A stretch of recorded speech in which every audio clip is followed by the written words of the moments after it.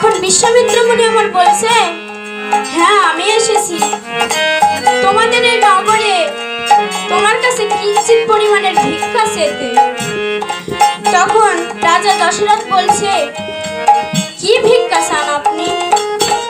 তখন বিশ্বামিত্র মুনি আমার বলছে, আমি যে ভিক্ষা চাবো তুমি কি সেই ভিক্ষা দিতে পারবে?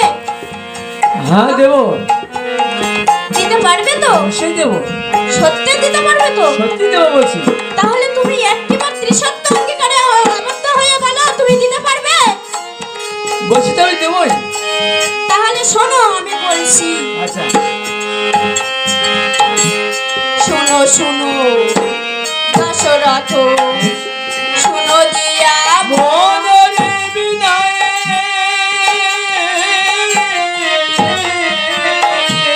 ছয় দিবসের জন্য ভিক্ষা চাই শ্রীরাম লক্ষণের বিনয়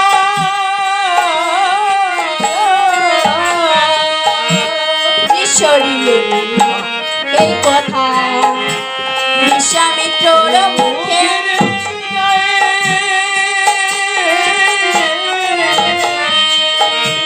বজ্র যেন ভেঙে পড়িল দশরথের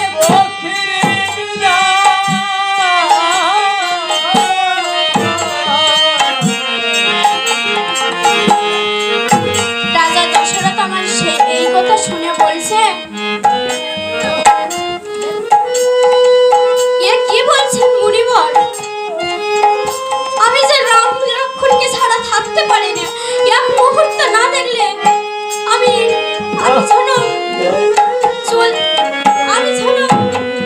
আমার যে কি কষ্ট হয় আপনাকে আমি বুঝিয়ে বলতে পারবো না। আমি শ্রী রাম লক্ষ্মণকে ছাড়া আমি খাইতে পারি না, শ্রী রাম লক্ষ্মণকে ছাড়া আমি শুইতে পারি না, শ্রী রাম লক্ষ্মণকে ছাড়া আমি কিছু করতে পারি না। মণি ঠাকুর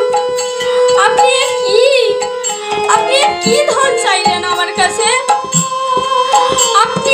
আপনি যদি এই দুটি রাম লক্ষ্মণ ভাইকে নাচে আমার কাছে যদি এই রাজপুরীটা আপনি দিয়ে দিতেন তাহলে আমার দিতে একটুও বাধ্য না। কিন্তু আমি যে শ্রীরাম লক্ষ্মণকে ছাড়া এক মুহূর্ত থাকতে পারি না, আমি না দেখে থাকতে পারি না ওদেরকে।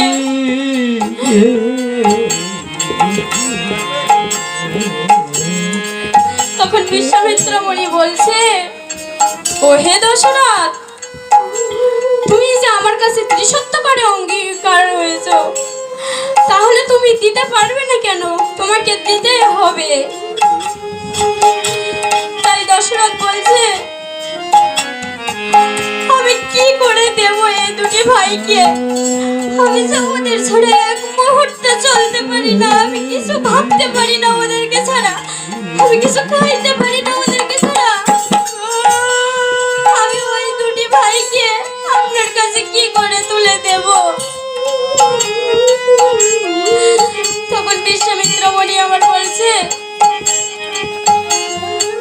তুমি যে ত্রিসত্য করে অঙ্গীকার হয়েছে আমার কাছে তোমাকে দিতে হবে। তখন রাজা দশরথ বলছে, বিশ্বামিত্র মুনি আপনি এই আমার রাজপুরীটা সব নিয়ে নেন, আমার কিচ্ছু যায় আসবে না, কিন্তু আমার ওই দুটি রাম লক্ষ্মণকে আপনি চাইবেন না, ওদেরকে ছাড়া তো আমি কিছু করতে পারি না।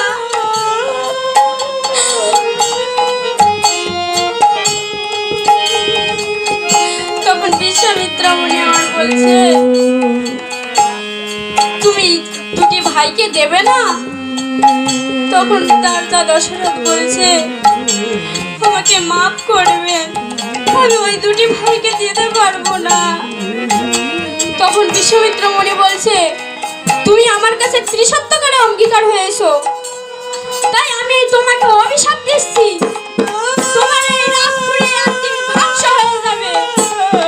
তখন রাজা দশরথ হাত জোর করে বলছে, মুনি ঠাকুর আপনি আমাকে এই অভিশাপ দেবেন না, আমি শ্রীরাম লক্ষ্মণকে আনায়ন করছি। তখন রাজা দশরথ কীর্তিবাস পন্ডিত দাও, কীর্তিবাস দাও। আর কৃত্তিবাস পণ্ডিতের ওই ইহারস গায়ে